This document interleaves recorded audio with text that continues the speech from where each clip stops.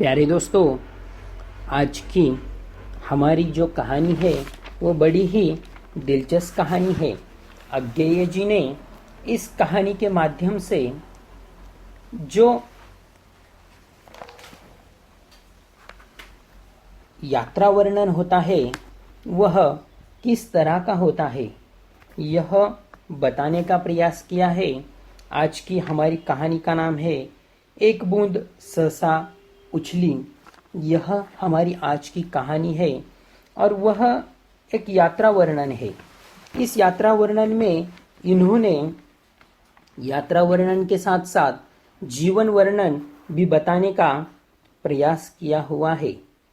और वह कहते हैं कि हमारा जीवन जो होता है वो बहुत ही सुंदर होता है, लेकिन उसके प्रति हमारे यहाँ जो देखने का नज़रिया होता है वह किस तरह का होता है, उस पर हमारा जो जीवन होता है वह निर्भर करता है। तो प्यारे दोस्तों, एक बूंद सहसा उछली इस कहानी की और आगे बढ़ने से पहले हम लेखक जी का परिचय देखते हैं। अज्ञेय जी का परिचय। सच्चिदानंद हीरानंद वात्स्ययन अज्ञेय जी का जन्म उत्तर प्रदेश के देवरिया जिला के कसिया गांव के पुरातत्व विभाग के एक खुदाई शिवार में हुआ था। उन्होंने बीएससी के बाद एमएससी किया। अपने विद्यार्थी जीवन में ही यह क्रांतिकारियों के संपर्क में आए और हिंदुस्तान रिपब्लिकन पार्टी के सदस्य बन गए। अंग्रेजी सरकार विरोधी गतिविधियों के लिए इन्होंने कई साल जेल में भी रहना पड़ा।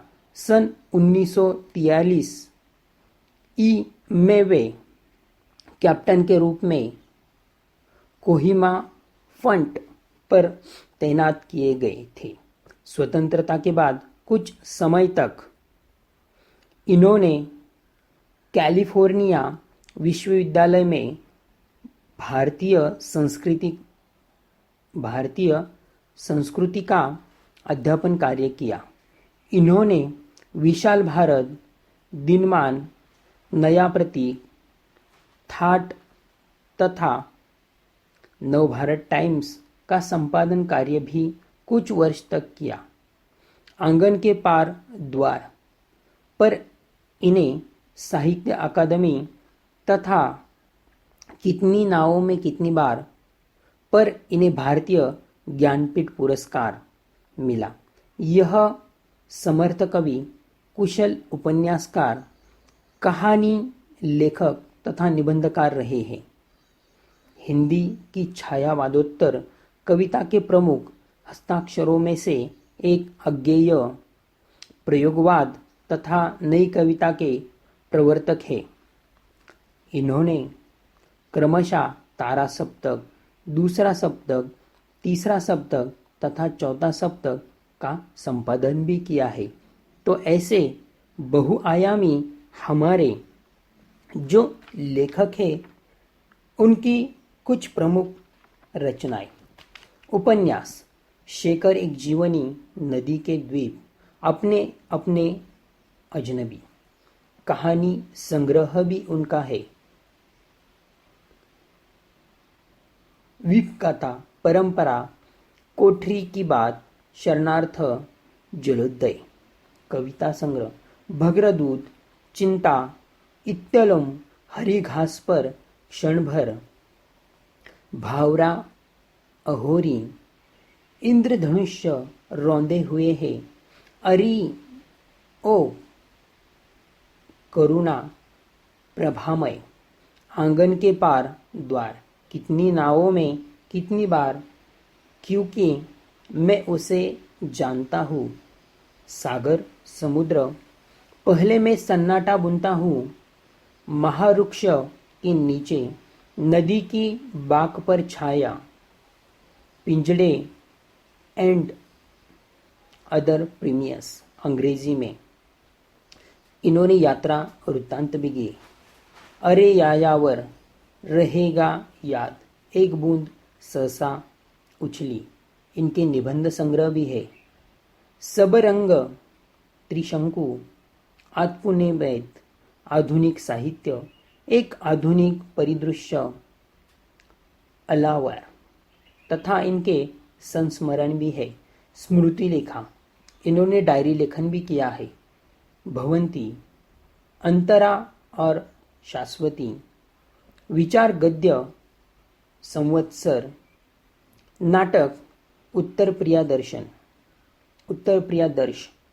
तो इस तरह से यह अज्ञेय जी हमारे छायावाद के अत्यंत बहुआयामी ऐसे कवि रह चुके हैं।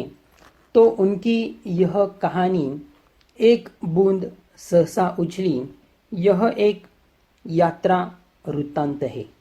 इन्होंने जब पेरिस का यात्रा वर्णन इन्होंने इस कहानी के अंदर से किया हुआ है।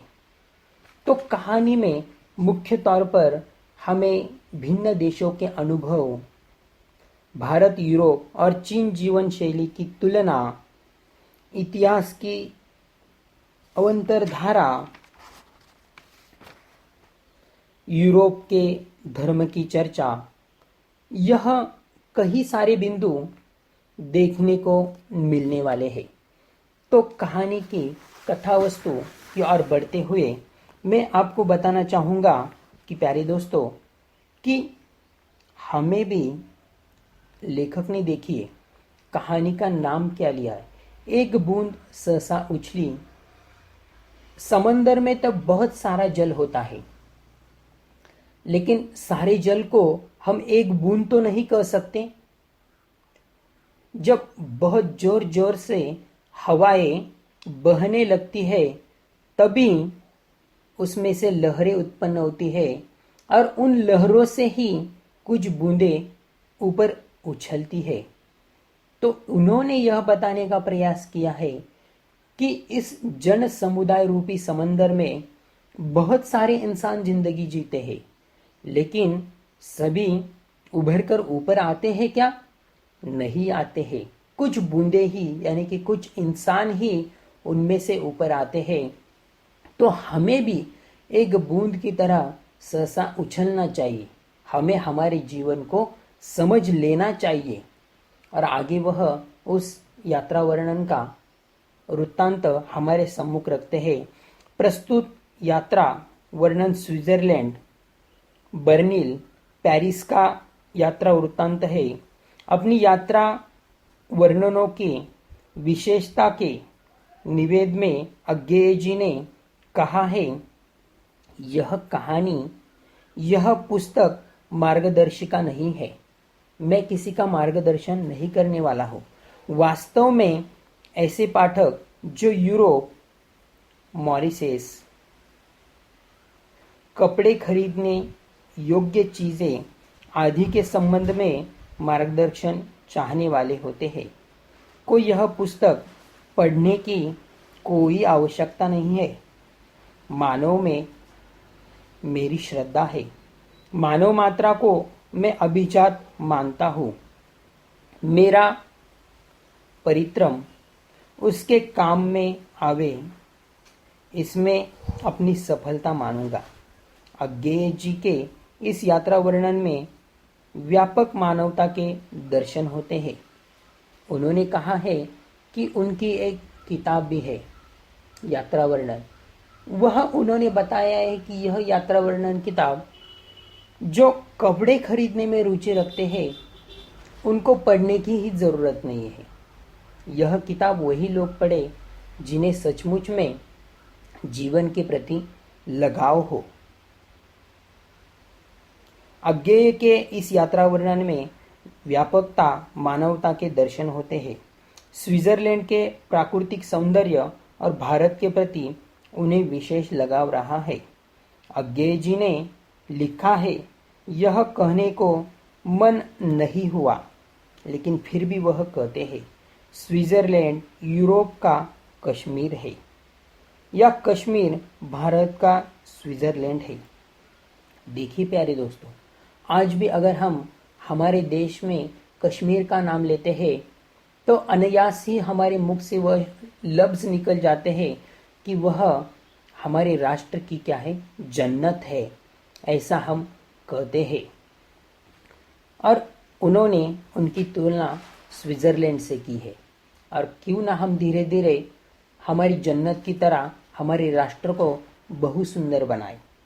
स्विट्जरलैंड के प्राकृतिक सौंदर्य और भारत के प्रति उन्हें विशेष लगाव रहा है।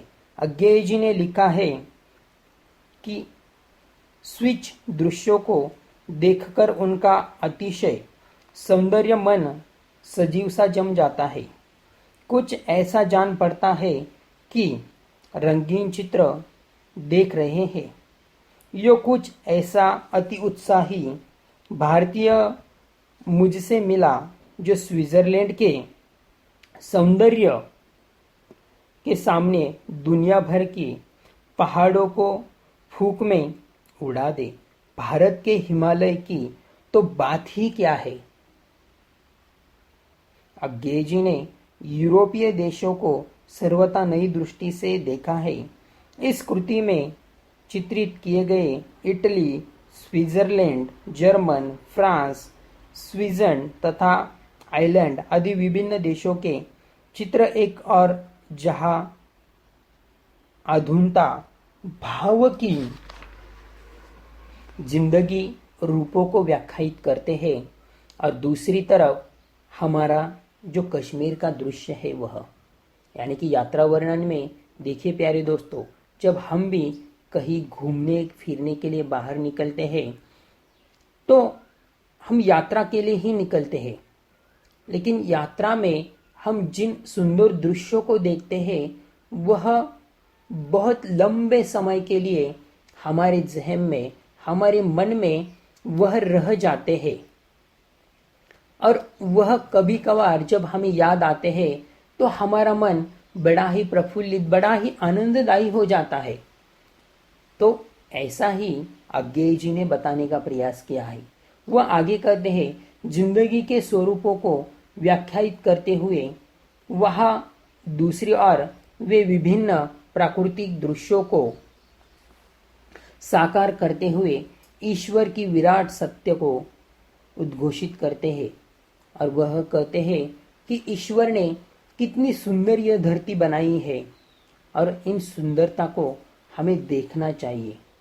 और इसमें वह कहते हैं, धर्म विश्वासों की धुंधलू में अज्ञेय जी ने जहां आयरी, लोक जीवन, विश्वस्वार्ता, जादूटोना आदि का सुस्पष्ट अंकन किया है। वह कहते हैं कि आज भी दुनिया में कहीं अंधविश्वास है, कहीं जादूटोना है। यह जीवन में तो चलता ही रहेगा, लेकिन उसे दूर करके ही हमें आगे बढ़ना है।